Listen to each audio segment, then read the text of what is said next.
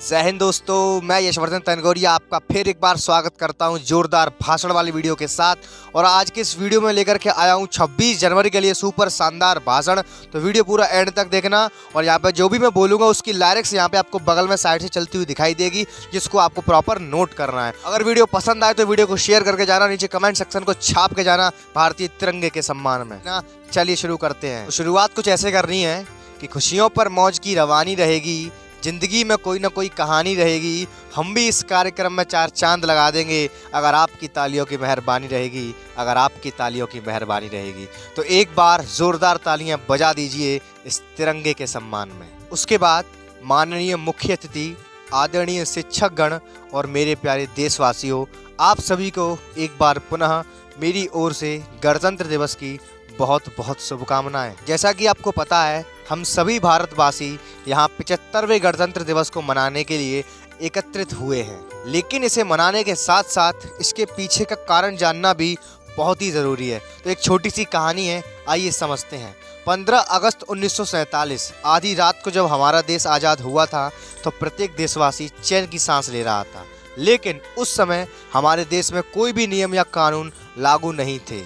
तो इसी बात को ध्यान में रखते हुए मौजूदा प्रधानमंत्री पंडित जवाहरलाल नेहरू जी ने संविधान सभा बनाने का निर्णय लिया। संविधान शब्द का अर्थ एक राज्य या संगठन के लिए मूल सिद्धांतों का समूह है। संविधान एक देश के शासक, सरकार के गठन, नागरिकों के अधिकारों, कर्तव्यों और देश के कानून व नीतियों को निर्धारित करता है। यह 2 शब्दों से मिलकर बना होता है। सम का अर्थ होता है एक समान रूप से और विधान का मतलब होता है नियम या कानून। अर्थात संविधान का अर्थ होता है कि इसमें लिखे हुए सभी नियम और कानून प्रत्येक देशवासी के लिए समान रूप से लागू होते हैं। हमारे भारतीय संविधान में सभी धर्म व जाति के लोगों को एक बराबर का दर्जा दिया गया है। सभी नियम व कानून सभी नागरिकों पर एक समान रूप से लागू होते हैं। इसीलिए तो कहते हैं कि मेरी भारत माँ की मिट्टी का अंदाज ही निराला है, कि मेरी भारत माँ की मिट्टी का अंदाज ही निराला है। हिंदू, मुस्लिम, सिख, ईसाई सबको अपने आंचल में पाला है, सबको अपने आंचल में पाला है। अब देश में संविधान निर्माण का कार्य जोरों पर था। 29 अगस्त 1947 को एक समिति बनाई गई संविधान निर्माण कार्य के लिए, जिसे प्रारूप समिति कहा गया। इस प्रारूप समिति में अध्यक्ष सहित कुल 7 लोग थे और इस प्रारूप समिति के अध्यक्ष डॉक्टर भीमराव अम्बेडकर जी को बनाया गया था। इसके बाद पूरे 2 वर्ष 11 माह 18 दिन में हमारे देश का भारतीय संविधान बनकर तैयार हुआ और 26 नवंबर 1949 को इसे संविधान सभा द्वारा अपनाया गया था। तो यही मुख्य कारण है कि हम सभी देशवासी 26 नवंबर को संविधान दिवस के रूप में तभी से मनाते आ रहे हैं। फिर इसके बाद 26 जनवरी 1950 में यह भारतीय संविधान पूरे देश में लागू किया गया था और अपने भारत को पूर्ण गणराज्य घोषित किया गया था।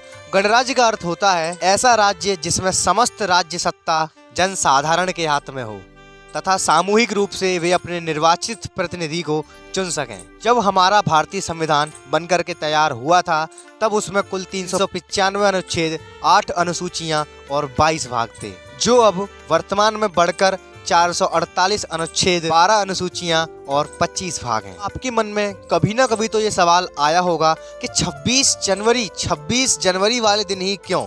हमारे देश का जो संविधान है वो 26 डेट को ही क्यों पारित किया गया पूरे देश के अंदर, 25 को क्यों नहीं किया गया? देखिए, एक छोटी सी इंटरेस्टिंग सी कहानी है। ऐसे ही वीडियो को ध्यान पूर्वक देखते रहिए, वीडियो बहुत ही इंटरेस्टिंग और बहुत ही नॉलेजेबल होने वाला है। तो आइए समझते हैं। तो साल 1929 31 दिसंबर के दिन रावी नदी के तट पर कांग्रेस पार्टी के अधिवेशन की शुरुआत हुई। इसी अधिवेशन में 26 जनवरी 1930 को पंडित जवाहरलाल नेहरू जी ने कांग्रेस अधिवेशन में झंडा फहराया था और पूर्ण आजादी का नारा दिया था और पूर्ण साम्राज्य का प्रस्ताव रखा था कि 26 जनवरी 1930 को यदि ब्रिटिश सरकार भारत को एक डोमिनेंट स्टेट का दर्जा नहीं देगी तो भारत स्वयं को आज़ाद घोषित कर देगा। तो कांग्रेस ने 26 जनवरी वाले दिन को स्वतंत्रता दिवस के रूप में घोषित कर दिया था और तब से लेकर 1947 तक स्वतंत्रता दिवस को 26 जनवरी को ही मनाया जा रहा था।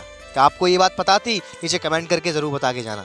लेकिन जब 1947 में 15 अगस्त के दिन देश आज़ाद हुआ तो तब भारत को आज़ादी की एक नई तारीख मिल गई।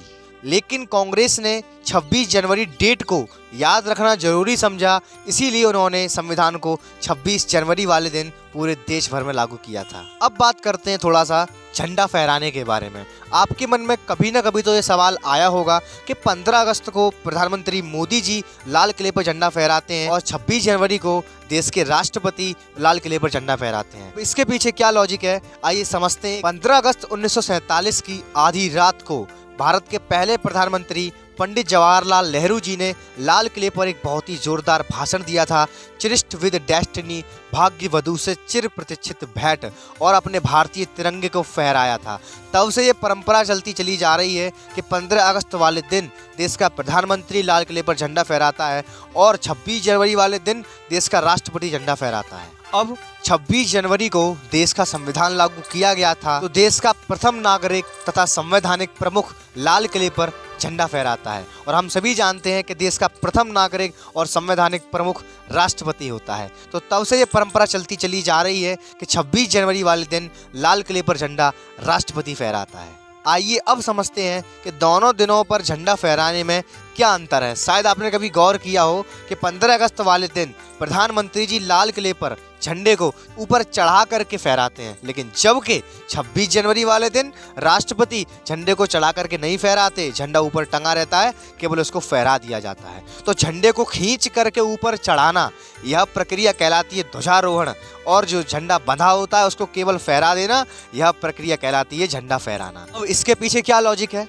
तो 15 अगस्त 1947 को जब देश आज़ाद हुआ था तो ब्रिटिश सरकार ने अपना झंडा उतार करके हमारे भारतीय तिरंगे को ऊपर चढ़ा करके फहराया था। झंडे को ऊपर चढ़ाना एक राष्ट्रीय गौरव का प्रतीक है कि यह हमको यह याद दिलाता है कि हमारे देश को स्वतंत्रता कितने संघर्षों और बलिदानों के बाद प्राप्त हुई है। जबकि 26 जनवरी तक हमारा देश आज़ाद हो चुका था, तो तिरंगा ऊपर ही टंगा रहता है, केवल उसको रस्सी से खींच करके फहरा दिया जाता है। तो मैं आशा करता हूं कि आप सभी को मेरे द्वारा दी गई जानकारियां काफ़ी रोचक लगी होंगी। इन 4 लाइनों के साथ अपनी वाणी को विराम देता हूं। दे सलामी इस तिरंगे को जिससे तेरी शान है, कि दे सलामी इस तिरंगे को जिससे तेरी शान है, फहराना हमेशा ऊंचा इसको जब तक तुझ में जान है, जब तक तुझ में जान है।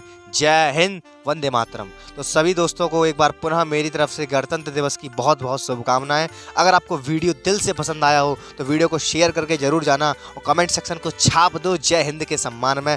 Thank you so much for watching. मिलते हैं अगले जोरदार वीडियो में जोरदार धमाकेदार भाषण के साथ। तब तक के लिए सी यू टुमारो के बाय एंड टेक केयर।